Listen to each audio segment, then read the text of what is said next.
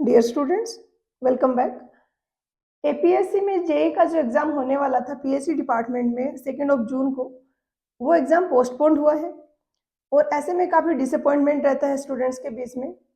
तो यहाँ पे आप लोगों की हेल्प के लिए मैं कुछ इनसाइट्स लेके आई हूँ कि एपीएससी के क्वेश्चन पेपर्स किस तरीके से होते हैं। यहाँ पे मैंने क्वेश्चन पेपर लिया है ये जूनियर ग्रेड 3 का department of housing and urban में।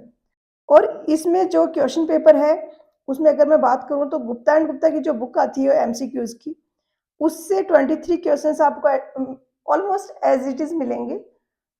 20 के आसपास तो exact word to word copy किए गए हैं। 2-3 ऐसे क्वेश्चंस होंगे जिनको थोड़ा बहुत मॉडिफाई किया है या न्यूमेरिकल्स हैं जिनकी थोड़ी बहुत वैल्यू चेंज हो सकती है। इसी के अलावा आरगोर की जो बुक है उससे 13 क्वेश्चंस आपको मिलेंगे। जो क्वेश्चंस एग्जैक्टली सेम है उनको मैंने नाम से मेंशन किया है, जैसे गुप्ता एंड गुप्ता आगे लिखा है। मैं दिखा देती हूँ आपको कैसे मैंने वो मेंशन भी किया ताकि आप लोग उसको वेरीफाई कर पाओ। जैसे यहाँ पर है ये क्वेश्चन है, ये directly as it is copy किया गया गुप्ता एंड गुप्ता से। कॉन्क्रीट एंड आरसीसी का जो चैप्टर है उसमें क्वेश्चन नंबर 5 है ये। और ये वाला क्वेश्चन है ये आरगोर का जो कॉन्क्रीट टेक्नोलॉजी का चैप्टर है उसके क्वेश्चन 23 से थोड़ा सा मॉडिफाइड है। तो मॉडिफाइड को सिमिलर से डिनोट किया है, एग्जैक्टली सेम है तो उसको इस तरीके से लिखा है।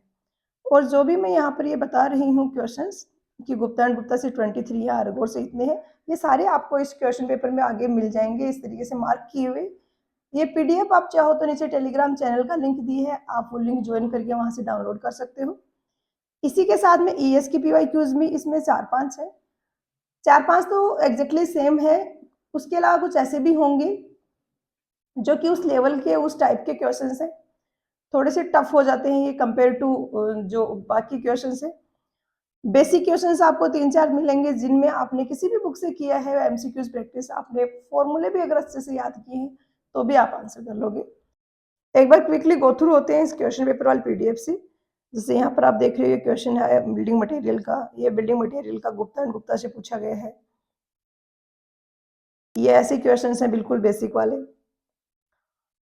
जैसे इसमें पूछा है सिंपली सपोर्टेड बीम है, यूनिफॉर्मली लोड लग रहा है तो मैक्सिमम स्लोप कहाँ पे होगा। ऐसे वाले क्वेश्चन तो कोई भी कर लेगा। इसके अलावा सोम के काफ़ी सारे क्वेश्चंस हैं यहाँ पर, ये गुप्ता एंड गुप्ता से पूछे गए। ये ईएससी का पीवाईक्यूज है। इस टाइप के क्वेश्चंस मोस्टली स्पेशली जो ऑफलाइन एग्जाम्स हैं उनमें ईएससी के पीवाईक्यूज ही होते हैं। ऑनलाइन एग्जाम में देखो तो वो अपने नए फ्रेम किए गए क्वेश्चंस आपको वहाँ पर मिलेंगे। ये यहाँ पर आरगोर के क्वेश्चंस या आरसीसी के उसमें चैप्टर में मिलेंगे। किसी को लग सकता है कि पाइल्स का क्वेश्चन है तो ये जियोटेक का होगा, बट ये आरसीसी के क्वेश्चंस हैं। और ये ऐसे क्वेश्चंस हैं जिनके लिए आपको ये प्रॉपर ये बुक ही करना रिक्वायर्ड है। आपके कंसेप्ट अच्छे हैं फिर भी ऐसे क्वेश्चंस आप नहीं कर पाओगे। हालांकि ये क्वेश्चन जैसे ये कॉमन है, ये आपने अगर इंपॉर्टेंट पॉइंट्स आरसीसी के पढ़े हैं तो इजीली कर लोगे। इसके अलावा यहाँ पर गुप्ता एंड गुप्ता के सर्वे के काफी सारे क्वेश्चंस यहाँ पर गुप्ता एंड गुप्ता से पूछे गए हैं। अब जैसे ये क्वेश्चन है 2 पेज टेस्ट, इसमें आपने अगर आरगोर का सर्वेइंग किया है उसमें 2 पेज टेस्ट के बारे में इतने सारे न्यूमेरिकल्स आपको मिलेंगे, तो अगर आपने वो किया है तो आप ये वाला क्वेश्चन भी कर लोगे। हालांकि मैंने ऐसे वाले क्वेश्चंस को काउंट नहीं किए हैं, तो जितना मैंने यहाँ पे नंबर ऑफ क्वेश्चंस आपको बताए हैं ना उससे ज्यादा ही आप बहुत इजीली कर पाओगे अगर आपने बुक से प्रैक्टिस किए हैं एमसीक्यूज, क्योंकि उसमें आपका कंसेप्ट अच्छे से कवर होता है। और ये यहाँ पर गुप्ता एंड गुप्ता के हैं एनवायरनमेंट के क्वेश्चंस, एनवायरनमेंट के क्वेश्चंस।